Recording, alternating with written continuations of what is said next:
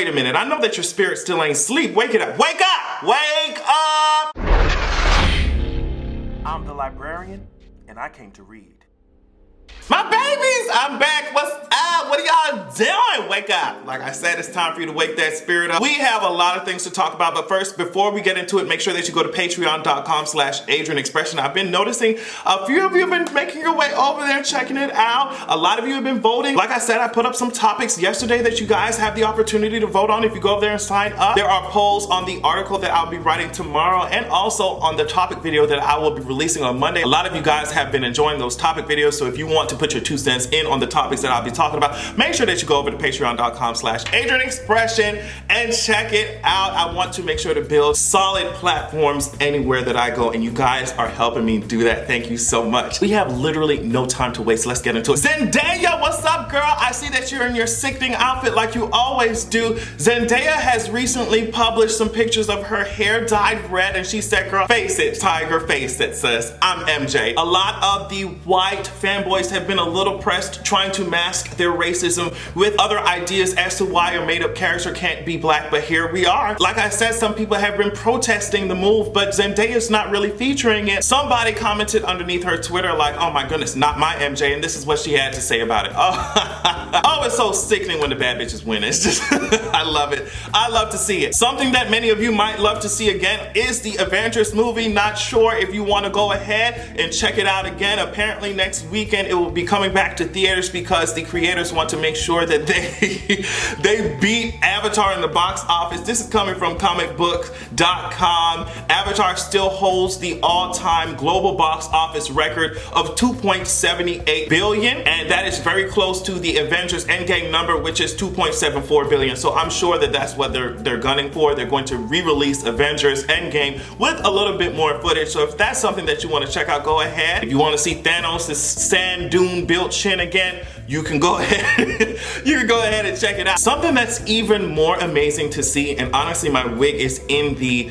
upper atmosphere. Not actually, it's a little bit further than that. It's in the asteroid belt. You see what I'm saying? My wig is moving on to the exoplanets that are light years away. Something that was really awesome that took my wig that far was the fact that Janet Mock, let me make sure I get it right, Janet Mock is the first black trans woman to get an overall deal with a major studio, okay? So it's apparently a 3-year multi-million-dollar deal with Netflix, and she's gonna be calling the shots creatively, and that's something that, like I said, her work on polls, the things that she stands for, the stories that she tells, I'm so excited that she was given this opportunity to tell the stories that are missing from a lot of mainstream media, okay?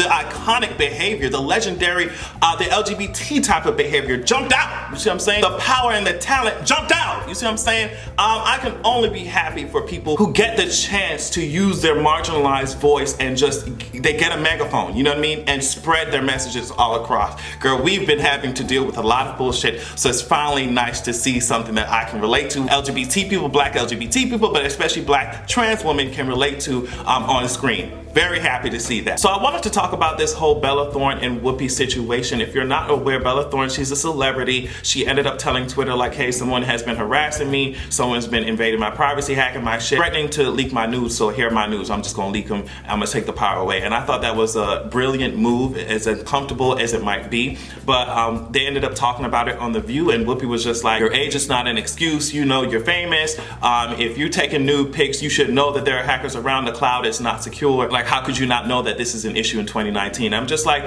how is that your first reaction to someone's news getting leaked? Like, girl, you should have known. Like, that is just so weird to focus on the victim in that situation. Whoopi could have used her platform to be like, hey, women, people, and especially women should not be scared to be sexual, especially if it's within the parameters of their own privacy. These aggressors, these people who are out here trying to extort and trying to manipulate and invade people's privacy, those are the problem. Those people are the problems. Yes, we understand that shit can happen. Of course, it's the cloud, it's technology, it's hackers. But the fact that she was so heavily focused on the victim in this situation, to me, did not come off. It did not rub me the right way. And Bella Thorne went on her Instagram story and was just crying and reading the hell out of Whoopi. And in my opinion, I think it's warranted. So I would like to hear what you guys think about that situation. There are a lot of people who are going to disagree with me on that because people already disagree with me on Twitter. So I would like to hear what you think about it. So I already talked about that guy, Kyle, who got his acceptance rescinded from Harvard, but he recently went went on to Fox News, and to my surprise, the Fox News host was actually dragging him. Now, I don't know why we're so surprised that colleges, including Harvard, judge you based off of what you do in high school. That's the whole point of a college goddamn application. So he essentially went up onto Fox News saying, well, Harvard, them girls had slave masters back then, so Harvard's allowed to do that and grow, but I can't. And the Fox News host was just like, are you trying to compare the 1800s to you, what 2 years ago? You were get out of here. So the entitlement, like I said, always jumps out. He's on TV, his life is gonna be fine. Another school will fucking no doubt accept him. Like, he will be okay. I'm not really concerned about that. Who I'm actually concerned about are the black people, maybe the black athletes even, who had to endure racist abuse from that dick, you know? Why are black people, why are minorities forced to go through this racist abuse and just shut the fuck up, not allowed to say anything? But when it's time for your racist ass to be held accountable, all of a sudden it's, oh my God, he made a mistake. He was just 16. It's just like black 12-year-olds have been dropping dead, and y'all said they were old enough to know they were old enough to avoid any problems with the police. So it's just like very picky and choosy with some of y'all. I'm done talking about that situation. And since Kyle went ahead and brought up slavery and slave masters, let's go ahead and acknowledge the fact that today is Juneteenth. Now, Juneteenth is a day that marks when all of these slaves were officially freed. The Emancipation Proclamation took place in 1863, and it was only in 1865 that all the slaves were officially free, and I think the last slaves came out of Texas. The reason why it took so long was not only because it took so long for word to spread, but it's also because a lot of these states were moving their slaves back and forth across state lines and shit, trying to avoid emancipation, trying to avoid giving up their slaves. So hopefully this becomes a national holiday. Now, this is a Juneteenth flag. This is something that I learned from Seren Sensei off of YouTube. I'm sure a lot of you know her, but I did not know that there was a flag for Juneteenth until she said it. It's a star bursting over a new horizon, representing new freedoms and stuff, and honestly, this flag is sickening. I love it. So the conversations surrounding Juneteenth have been very interesting, especially when it comes to reparations. There's a bill currently in the government,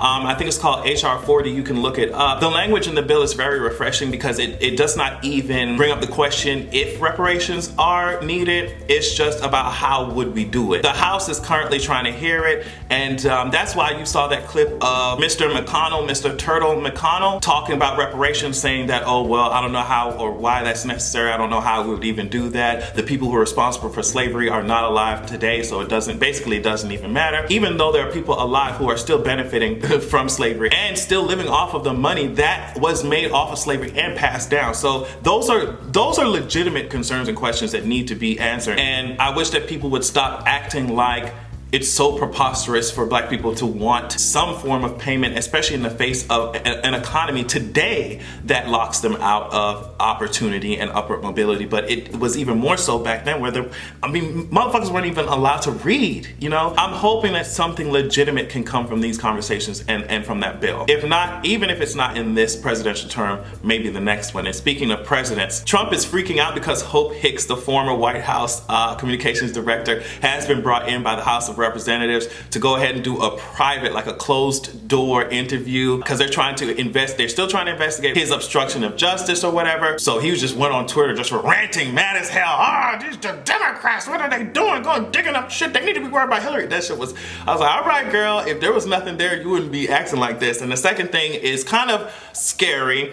He said, girl, starting next week, we don't know how true this is because this man always talks a bunch of shit, but he said starting next week, ICE will be removing millions of undocumented immigrants. Of course, he didn't say that. He said illegal aliens. I hate that terminology. So I'm just gonna put this up to end the video. This is what to do. This is coming from United We Dream. These are some tips on what you should do if ICE comes up to your door. This is especially for the immigrants who watch my channel. They're really only allowed to come to your house if there's a warrant, if they show you a warrant signed by a judge, not just a warrant signed by a judge. You can say things like, I do not consent to you coming into my house. They might do that shit anyway. They might come in by force, but at least by saying that, by being aware of certain things, it can help you out in court. Oh, I wish I had more to offer than just that, but the way the things are going, it's so annoying and horrible to see. But I hope all of you stay safe, stay focused, stay empowered. I love y'all so much. I'm gonna go ahead and contact your man to see if he is having a good goddamn evening. Hey, baby.